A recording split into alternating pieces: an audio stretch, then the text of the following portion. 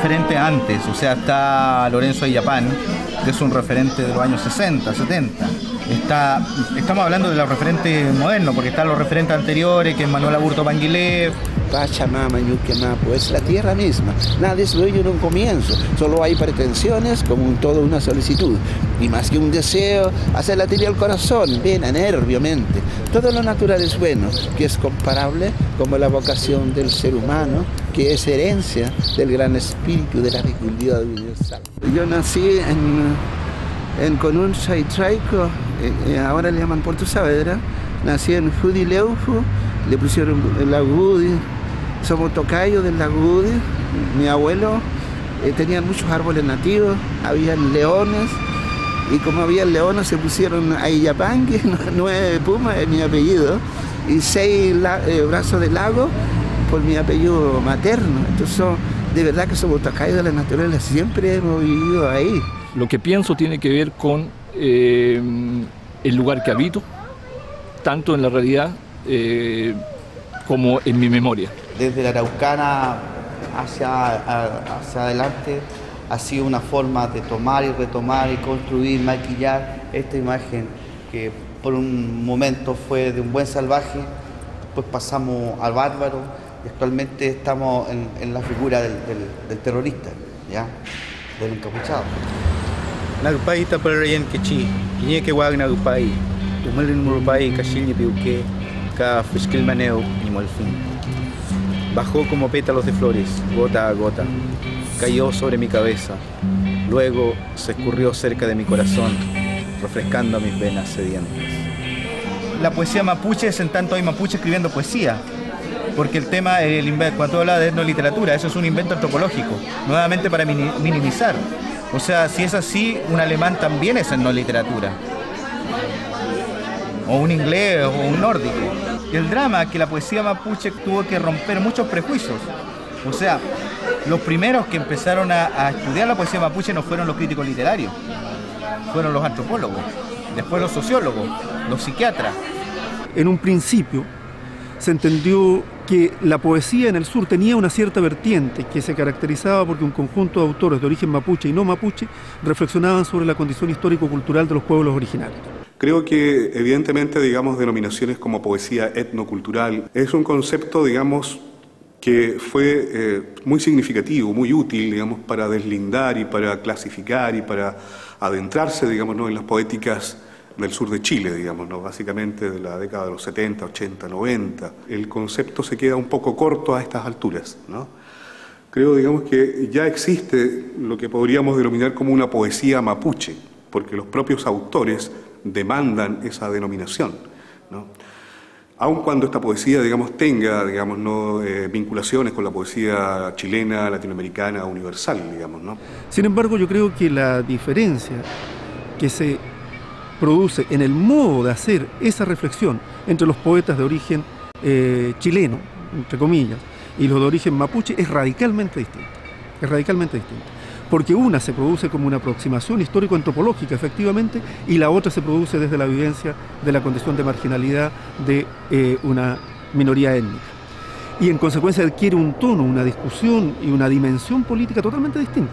Totalmente distinta. Por eso no me extraña que un poeta como Lien Laff diga que una concepción de esta naturaleza, la suralidad, que es un concepto territorial que de ninguna manera identifica al pueblo mapuche, le resulte un corsé para interpretar la complejidad que tienen estas poéticas que están también, afortunadamente, en conflicto, en diálogo, en colisión, en relaciones no siempre resueltas del todo. Poesía de autores mapuches siempre ha existido, por lo menos, digamos, en el registro, digamos, ¿no?, en el registro de los investigadores.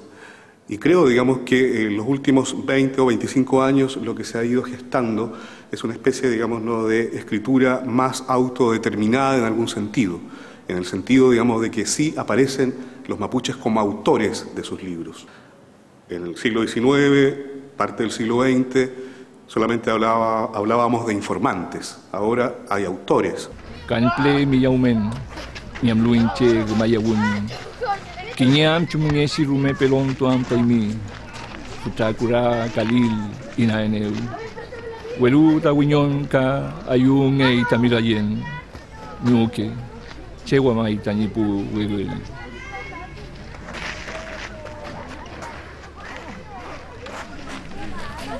Lo curioso, y yo creo que va a quedar como un aporte importante en la poesía mapuche después que la leamos en 20, 30 años más como un solo cuerpo, como un solo discurso, es la construcción de una gramática de la memoria. Es muy gracioso, pero también muy dramático, ¿no?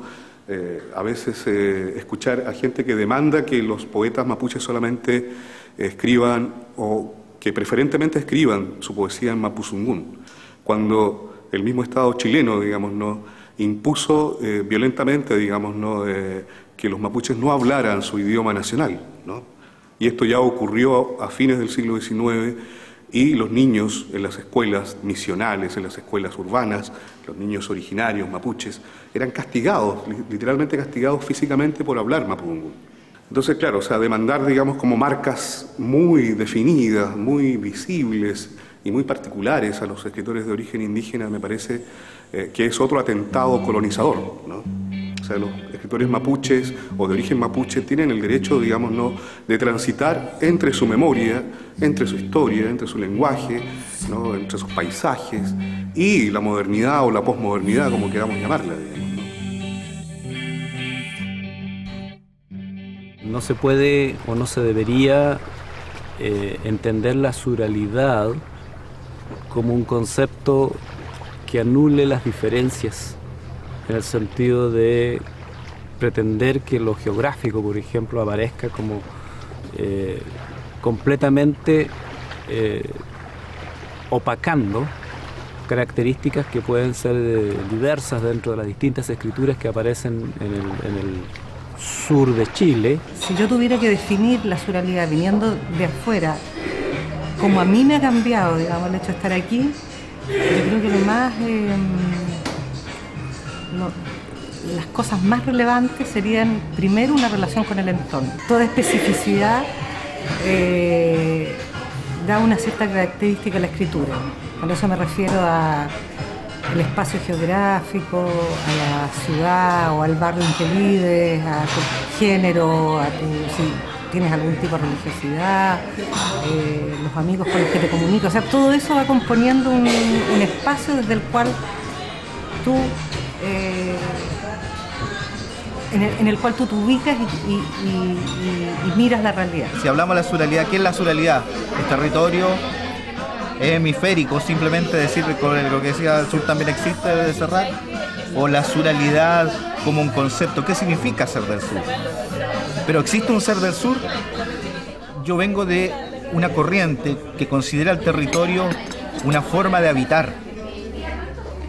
Y ahí hay una diferencia. Cuando tú ves la occidentalidad, entre comillas, la chilenidad, para la chilenidad el territorio es una propiedad. En mi caso yo considero la territorialidad como un sentido de pertenencia, de estar vinculado, y por lo tanto tu pertenencia te relaciona con todo lo que habita ese territorio. Y el habitar no solamente es en términos de ciudad, sino en términos de, y no solamente en términos de paisaje, sino también místico o cosmogónico. El concepto surrealidad, yo lo he leído en algunos artículos de Clemente Riedemann principalmente, y creo, digamos, que es un concepto tal vez sociocultural más que literario, digamos, ¿no?, que intenta de alguna manera demarcar, ¿no?, un territorio de procesos poéticos, en su beta, digamos, no social, en su beta editorial, más que en lo que se refiere, digamos, a temas o a formalidades escriturales.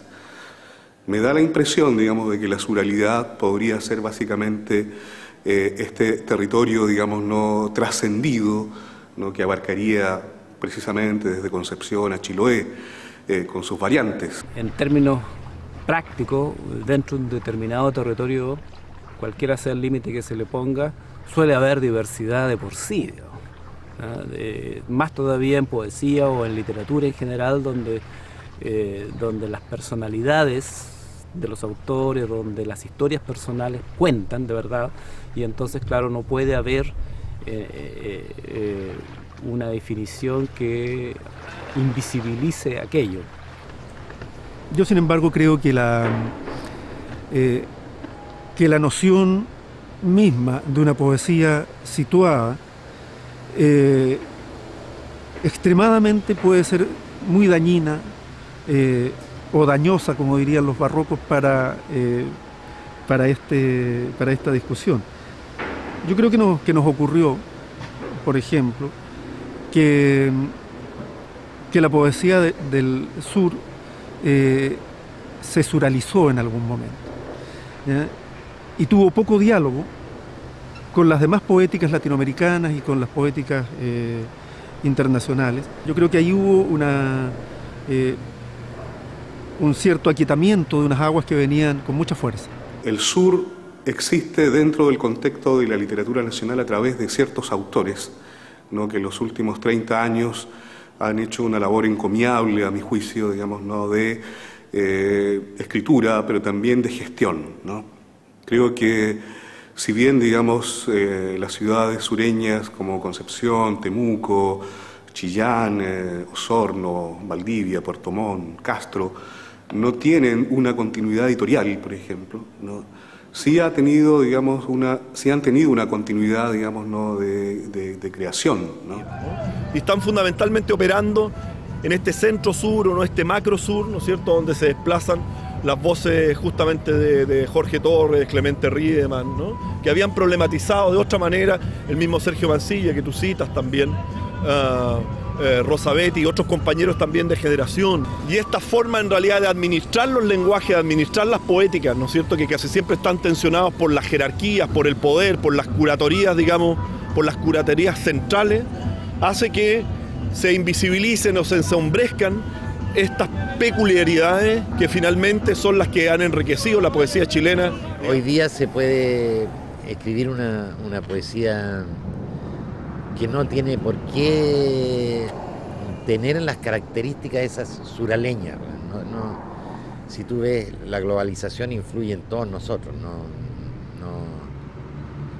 Pero sí, yo creo que de todas maneras en la poesía hay una cierta cuestión paisajística, climática, que se nota, ¿entiendes?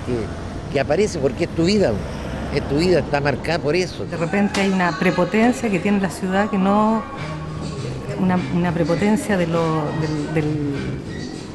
la construcción humana que no existe en digamos, las ciudades del sur, porque todavía son pequeñas y la naturaleza está dentro. Como las ciudades son pequeñas, hay una relación humana mucho más rica y más contactada, ¿no?, que produce también un cierto tipo de escritura que quizás tiene que ver con la exploración de lo íntimo, de lo pequeño. Donde antes hubo flores celestes, el metal gris aparece sonriendo. Pronto las saltaduras serán agujeros y pasará la luz de un lado a otro de la realidad. Y el agua se irá en hilillos constantes como se va el calor de los que agonizan en la noche lenta y descolorida. Hay un camino en Changuitad en el que yazgo golpeado. Ya es hora de levantarse y volver por agua al arroyo que sigue fluyendo indiferente. Llenar la jarra y regresar a casa donde hay sed en las paredes y en los dormitorios y en la cocina ennegrecida por el humo de los arrayanes quemados. Canta un pequeño pájaro cobrizo parado en la cerca, al borde mismo del cielo, con un traje de payaso antiguo. Solo yo paso de largo ante las puertas del paraíso.